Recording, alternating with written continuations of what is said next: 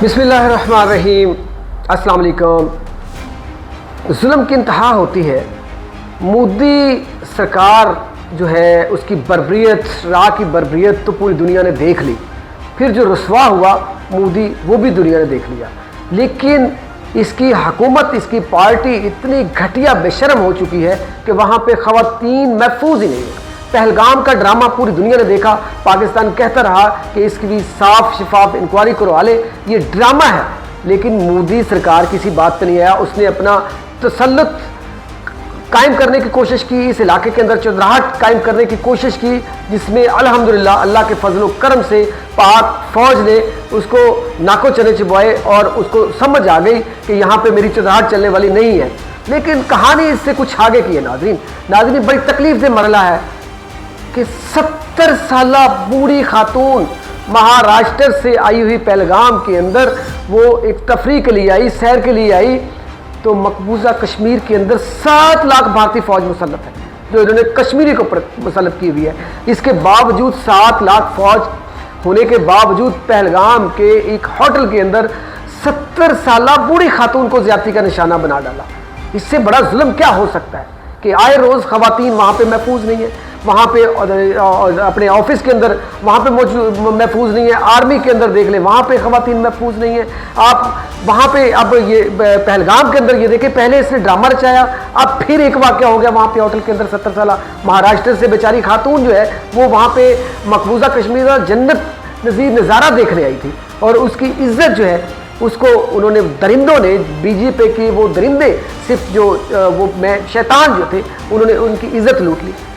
تو مطلب کوئی پوچھنے والا ہی نہیں ہے اس کو، تو مودی کو تو ویسے ہی چاہیے کہ ریزائن کر جائے۔ مطلب انڈیا جو ہے، بھارت جو ہے اس وقت جو ہے موجودہ سچویشن کے اندر، بی جے پی کی حکومت کے اندر وہاں پہ عورتیں جو ہیں، وہاں پہ خواتین جو ہیں وہ غیر محفوظ ہیں، اور وہاں پہ جو ظلم ہو رہا ہے وہ ساری دنیا کے سامنے ہے۔ وہ دہشت گرد ہے مودی کی تنظیم راہ جو ہے وہ ایک دہشت گرد ہے، بی جے پی دہشت گرد ہے، اور وہ خواتین کے ساتھ اس طرح کے واقعات، یہ پہلا ناظرین واقعہ نہیں ہے، لیکن تکلیف دہ یہ مرحلہ ہے کہ 70 سالہ بوڑھی خاتون کے ساتھ زیادتی کی گئی ہے۔ اس کے اوپر عالمی یہ میں نہیں کہہ رہا، یہ انڈیا ٹوڈے جو ہے اخبار جو ہے اس کے اندر یہ شہ سرخی ہے۔ تو بات دوسری طرف اگر میں بات کروں